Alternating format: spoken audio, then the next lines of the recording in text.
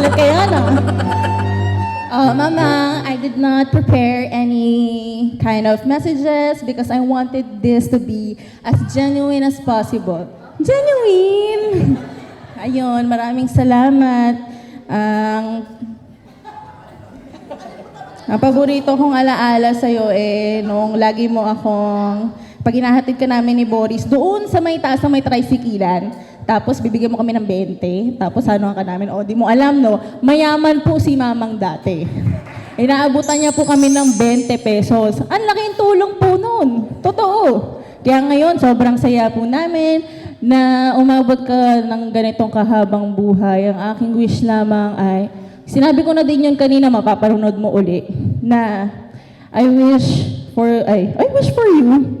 I wish na sana humaba pa ang buhay mo, maging healthy ka, and na magkaroon ka ng prosperous life. And yun, sana makakain ka pa na madaming halo-halo. Maraming salamat sa buhay mo. I love you.